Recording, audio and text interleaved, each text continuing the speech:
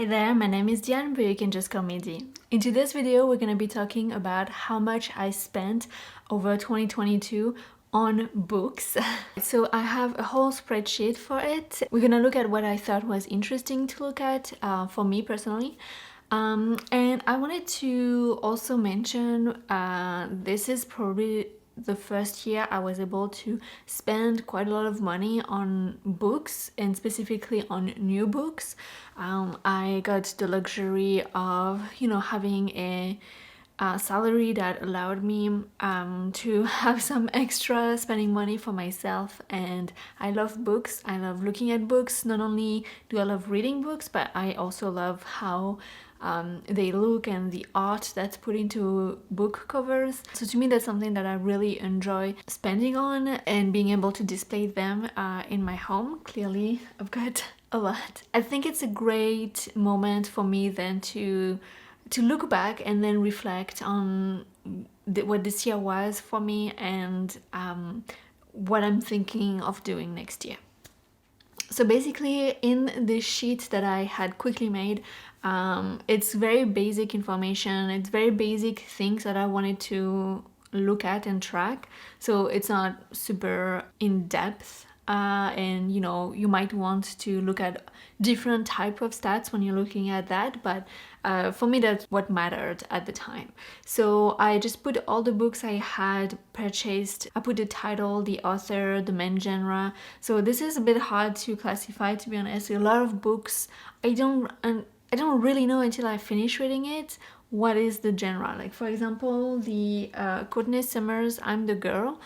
I don't know exactly what the genre is. I mean, I guess maybe contemporary would be its main genre, because it's hard sometimes. It's not really falling into a mystery, and it's not also falling into a thriller. So I'm not always 100% sure. But anyway, I put what felt right at the time, but it might be changing. Who knows? Then I put the release date of the book, and then the year I bought them. So as you noticed, there are two that I bought in 2021. I wanted to track them because I actually pre-ordered those.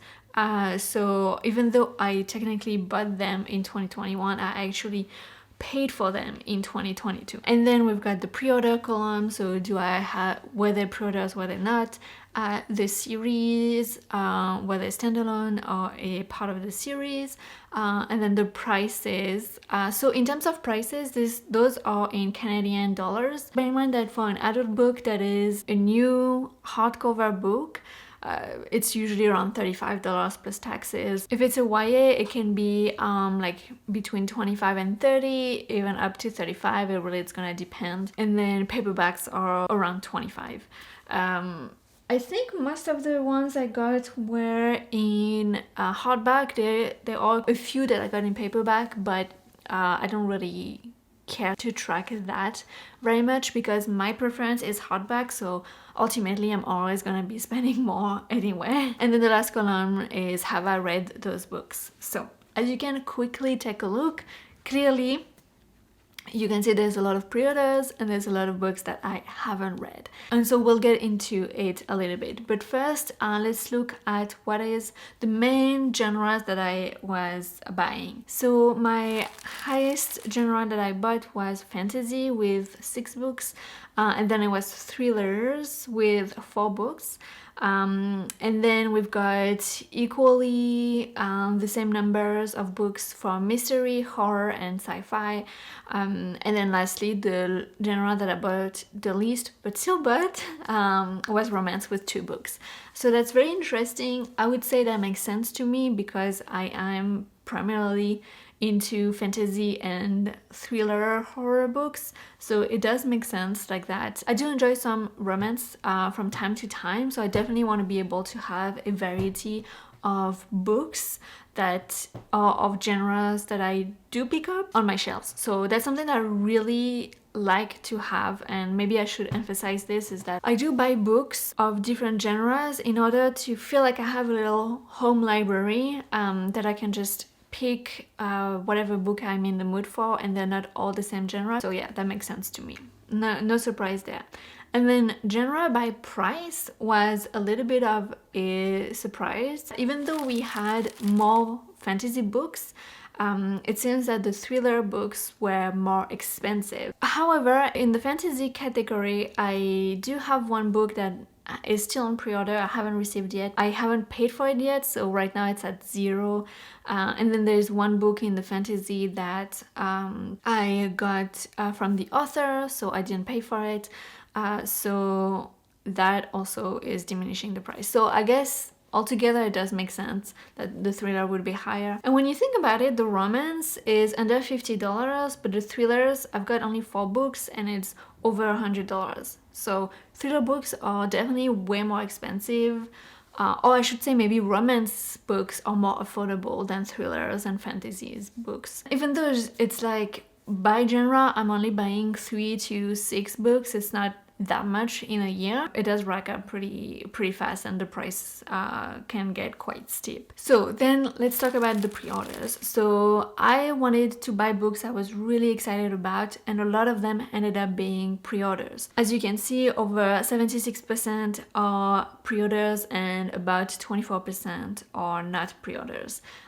So we can see in the next graph what are the date published. The large chunk was published in 2022. Like I said, I ordered a lot of pre-orders. I think it's because I had a lot of disappointments from really hyped books that had been read in the past, and I just wanted to read books that there was not necessarily that there was no hype to it, but that had less feedback yet. And then after 2022, it's going to be 2021. We've got, like I said, one pre-order for 2024, and then one in 2017 and one in 2006. So yeah, I think that makes sense to me. That's what I wanted this year to be about, is reading new releases that I was interested in. A lot of those new releases were from authors I wanted to read from. So I got Upgrade by Blake Crouch, I got Riley Sager's last book, which is the last book for me. I got TJ Klune, I got Courtney Summers, I got a lot of authors that I enjoyed in the past. I definitely think that's something I'm gonna continue to push forward. If we go back to my stats, we can see I bought technically 21 books. One, A Tempest of Tea by Hafsa Fazel, is not published yet, so I haven't technically bought it, so that's why it's 0 right now. So out of 21 books, only 5 were not pre-orders, so it's a big chunk of pre-orders. So obviously, whatever you have that's a pre-order is gonna be full price. What I've noticed as well is it's a little bit cheaper than if you buy it after it's been released, but is it that different? Like, is $1 or $2 gonna make or break it? I don't think so. So do with that what you will. Let's continue. In terms of whether the books I bought were a part of the series or standalone, so clearly over 2/3 of them were standalones and 1/3 of them were part of series. And I think that makes sense. I tend to enjoy something that is, when I finish the last page, I can feel like this was a complete book.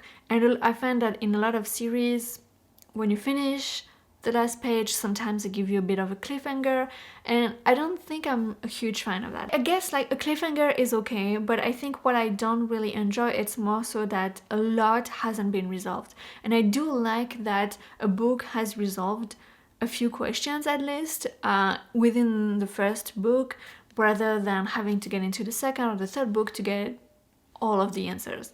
I just don't necessarily love that.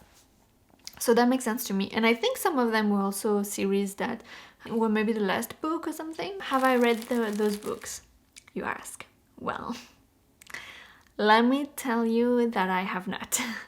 So I haven't, and I don't think this is really based on the books. It's more so because I've been so busy at work and I've been dealing with a lot of things in my personal life. I had time, but I didn't have the brain capacity to just read books and get immersed into stories. I just wanted to zone out. Unfortunately, 2/3 of those books were unread, and I did read 1/3 of the books, which is not too bad. I mean, when you think about it, I read about 15 books, I think, this year. 15. It's not too bad.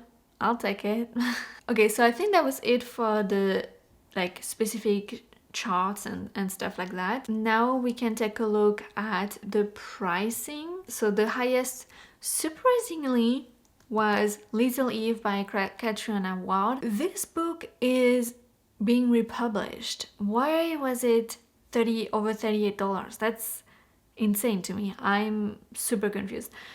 I think maybe this had to do with the fact that she is really popular in the last year, and she had already a book coming out this year that I haven't read yet. I don't know, maybe they were riding the wave of her popularity. That kind of sucks to have a book that has been republished to be so much more expensive than other books that were published this year. And then the next one was Ocean Echo. Okay. Those two were super small books, like they're not big books. And also they're not like the tall hardbacks, which I really like. So that's expensive. The least expensive one was a book I bought secondhand, so that makes sense to me. And then The Darkness Outside of Us was a paperback. A Rune of Roses was self-published and a paperback. The Cloisters is a paperback. Bloodless Ties is self-published and a paperback. And then we've got a YA, which is a hardback, so okay, makes sense. The Sanitarium is a hardback, but it's also from last year. If I had bought it in 2021 when it was published, I most likely would have paid around $35. So you can see that it did drop quite a lot. So if people want to wait and buy the next year, you'll get the books at a cheaper price. But can you resist? I'm the Girl is kind of a YA adult, I'm not really sure. But that makes sense. Usually her books are not that expensive. The Woman in the Library, it's kind of expensive. It was not a big book. Kind of is the same size as The Cloisters, so I'm quite surprised how expensive that was. The Gathering Dark is a short story anthology. This book was really hard to get. I had pre-ordered it and they weren't able to send it to me because there was no stock. Later on, I did get it and it was a bit messed up, so I was looking into maybe getting a new one or getting like a copy exchange. And it was again out of print again, so, or not out of print but out of stock, so that's a bit crazy. Honestly, Holly Black and Courtney Summers, those are like big names and they have new releases in hardbacks that are cheaper than a lot of other names, so I do appreciate that. And then Upgrade from Black Raj, not too bad.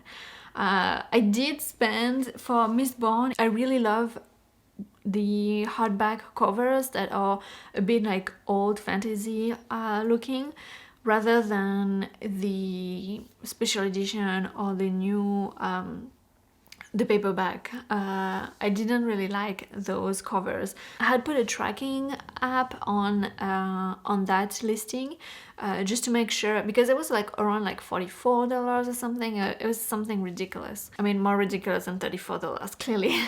And so I had put a tracker on that to just notify me when the price was gonna drop, and it did drop, and I decided to just buy it. I can reveal how much I spent altogether. I spent $521.64 in total. And then you have to remember that one was gifted to me by the author, so I did not pay anything, and then another one I haven't paid for it yet, so I don't know the exact pricing that's gonna be for that one. When I saw this number, I was quite distraught.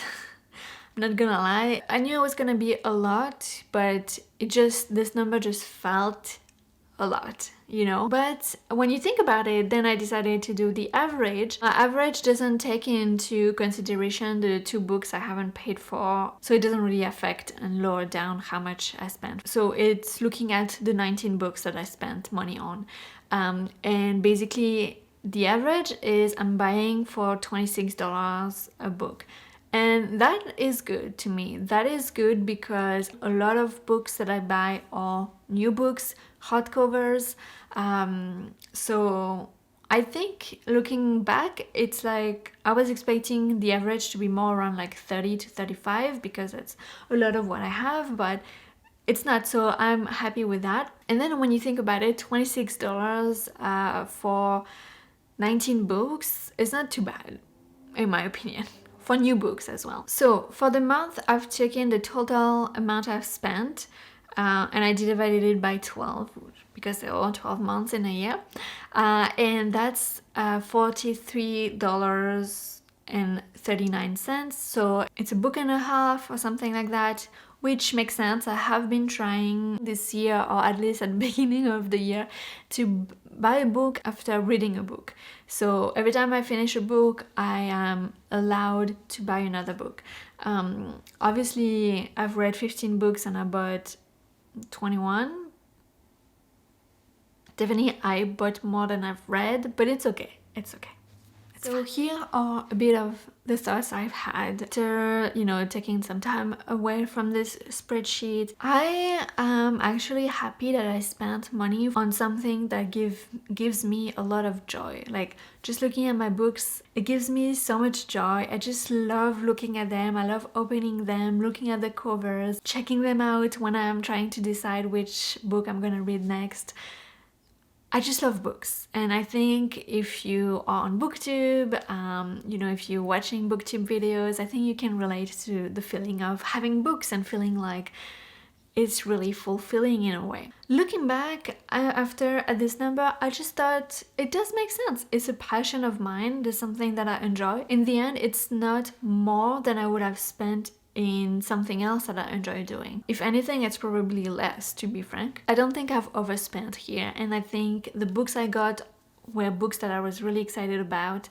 And the way I was doing it, per paycheck, I was saving a certain amount, and I had this book savings envelope for whenever I wanted to buy a book. I had money already saved up for books, for any books, and that I could use, and that really helped. So I definitely want to continue doing that, just building like a fund for my books. The books that I've bought were books that were, like I said, from authors that I've read before, that I was really exciting for the new books. And I think that's something I want to bring into 2023. I want to buy books from authors that I know I've loved in the past and that I'm really excited about to read again.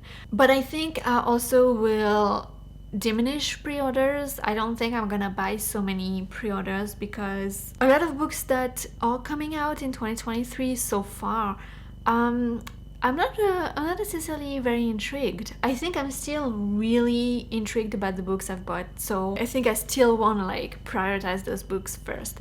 And I think that's actually a great point, a great entryway into my next point, is that I want to maintain, or try to maintain at least, buying a book after I read a book. So not buying a ton of books and adding to my TBR, even though I'm not reading on the side. So I want to make sure that I'm reading a book and then I can feel better about buying another book. I mean, if I don't, it's fine, totally fine. I don't really care that much. So like I said, I want to reduce pre-orders, and I think what I want to do as well for that is to check out more reviews from people that I know or that I understand their tastes. It's been really hard, honestly, for me to find my people that have the same taste as me on BookTube.